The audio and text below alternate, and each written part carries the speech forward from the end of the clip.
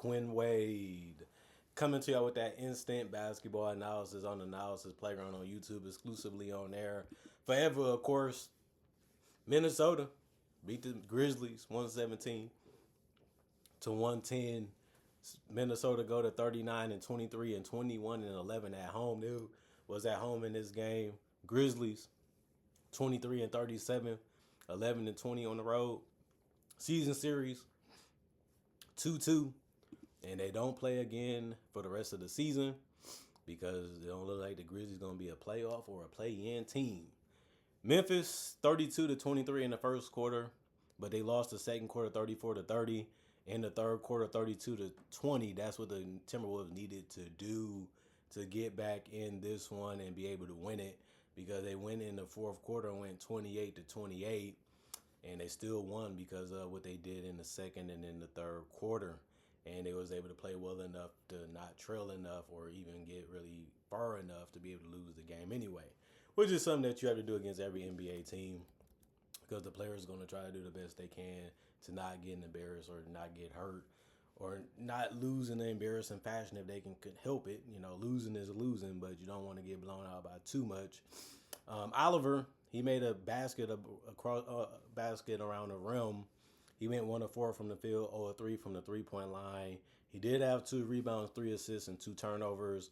He had 1 personal foul, was a minus 16 and plus minus. G.G. Jackson, he was finishing around that rim and had some nice dunks, but he did go and make a 3.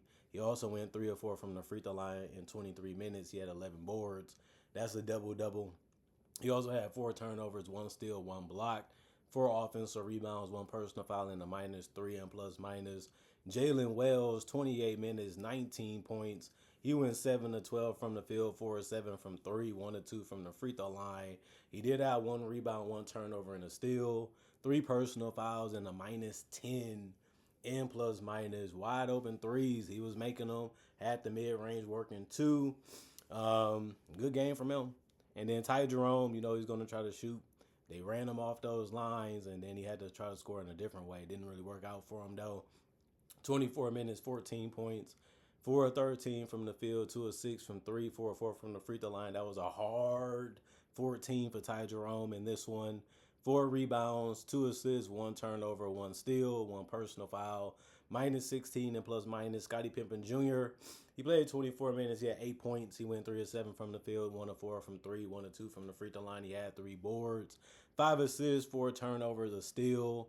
He almost fouled out in this one, but didn't. It was a minus 16 and plus minus. Never could really get in the game mentally. Never could really do what he really felt like he can do on the court. He tried to run the offense. He tried to do what the coach asked him to do. He needed to be a little bit more selfish in this one. Didn't happen. Plus, he couldn't defend the way he wanted to. The refs was all on him, which can be that way. You got to be very careful, especially on the perimeter. Taylor Hendricks, 24 minutes, 8 points. He went 3 of 9 from the field, 1 of 4 from 3, 1 of 2 from the free throw line. 1 rebound, 2 assists, no turnovers, and a block. He did foul out in this one. He's an iffy player right now. They still trying to figure out how to use him, what they can do with him. When you're young, the team's going to try you out as much as they can, and other organizations going to try to see what you're about. He needs to take this one really, really serious, or you kind of get locked into a certain type of player around the league, and hopefully he doesn't have that already. I'm just being cautious with that. Cedric Coward, 21 minutes, 15 points, 4 of 8 from the field, 2 of 4 from 3, 5 of 5 from the free throw line. Good scoring from him. It's crazy to see him not start because he is one of their better perimeter players defensively and offensively, but at the end of the day, they probably felt we got to go in a different direction before the season is over. It happens. 2 rebounds, 1 assist, 2 turnovers, 1 steal, 1 block, 1 personal foul, and a +4 and plus minus. Cam Spencer also is a solid player for them. He proves that again in this game. 24 minutes, 10 points, 3 of 6 from the field, 1 of 2 from 3, 3 of 4 from the free throw line. 2 rebounds, 4 assists, 1 turnover, 1 steal. 3 personal foul, plus 8 and plus minus. Walter Clayton Jr., 24 minutes, 9 points. He went 2 of 6 from the field, 1 of 3 from the three-point line, 4 of 4 from the free throw line. 1 rebound, 9 assists. The 9 assists ended up being the most on the team, and he did a solid job of figuring out how he wanted to score. It was working, but he just missed some open ones. It can be that way. 2 turnovers, 2 steals, no personal fouls, and a +9 and plus minus. Rupert, 25 minutes, 13 points, 5 of 9 from the field, 2 of 4 from 3, 1 of 2 from the free throw line, 6 rebound, 1 assist, no turnover, 1 steal, 1 block, 5 personal fouls, and a -5 in plus minus.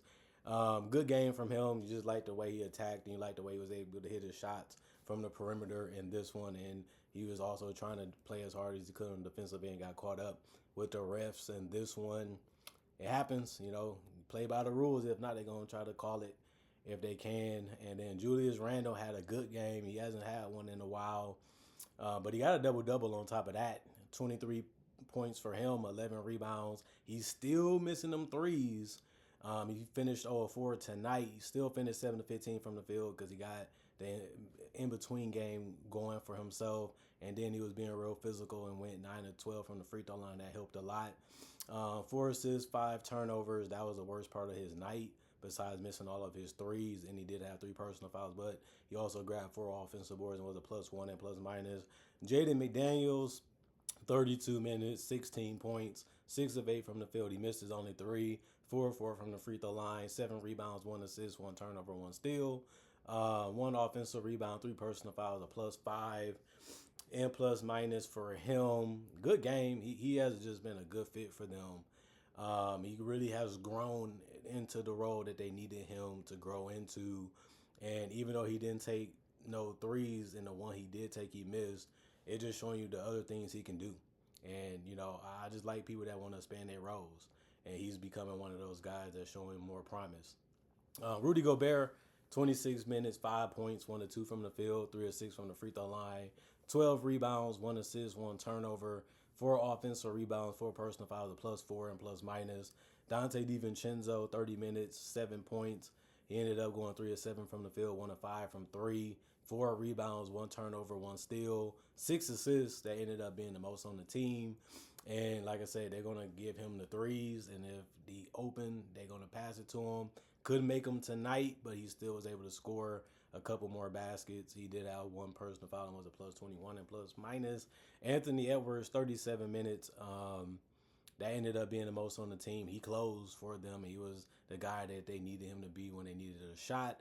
And that's his role. Be the guy that can carry the team offensively. Done.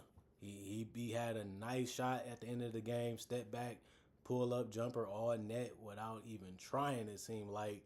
This is a natural born scorer. 41 points, 15 of 29 from the field, 7 of 13 from 3, 4 of 4 from the free throw line, 6 rebounds, 2 assists, 2 turnovers, 5 steals. The 5 steals was the most on the team. 1 block, 2 personal fouls, +13 and plus minus. Kyle Anderson, 14 minutes, 2 points, 2 of 2 from the free throw line, 1 rebound, no turnover, 2 personal fouls, and a -5 and plus minus. Naz Reid played 23 minutes, and it was close because he missed a lot of shots.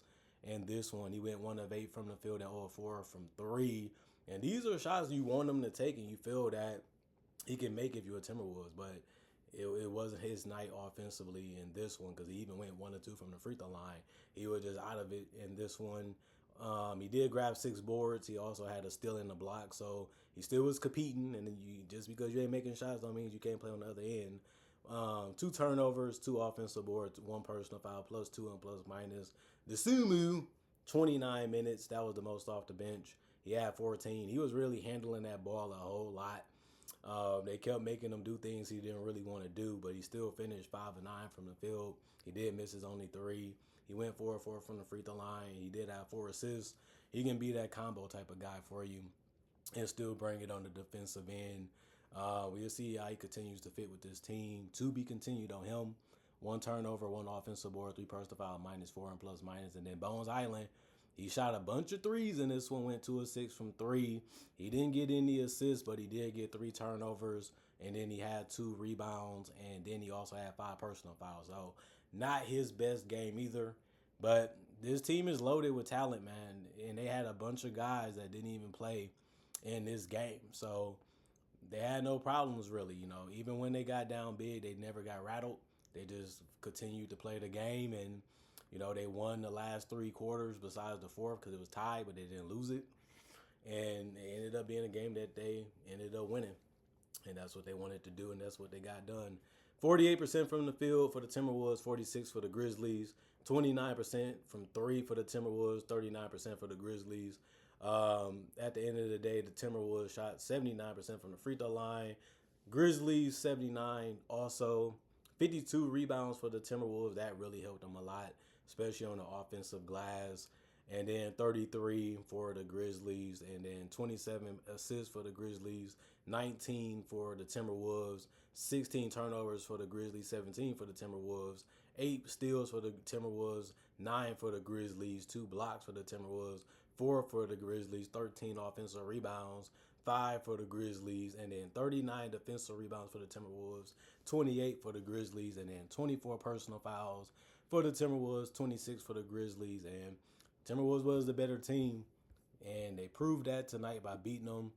And they can be a tough team to guard and defend and prepare for, because they got athletes and they got guys that can really play good defense and cause havoc and chaos on the defensive end, and they can make the tough ones. And that's the hardest part, is in that fourth quarter, you got to go toe-to-toe, head-to-head, neck for neck against a team like this, and they're capable of stepping up on both ends of the court. And they also capable of shooting themselves out because they feel themselves too much. And being a confident team, especially on the offensive end, can be that way, but it also can be a demise.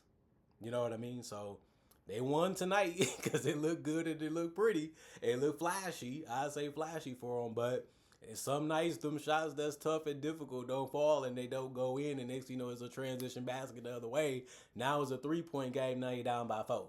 But the Timberwolves, they got it done because the Grizzlies can't do them type of things. And we'll see what they do for the rest of the season and in the playoffs. Comment, like, subscribe, share. Hit that notification bell to get that analysis when it first come out. Y'all stay blessed up. Y'all stay good. Peace. And I'll see y'all later today, hopefully with more analysis.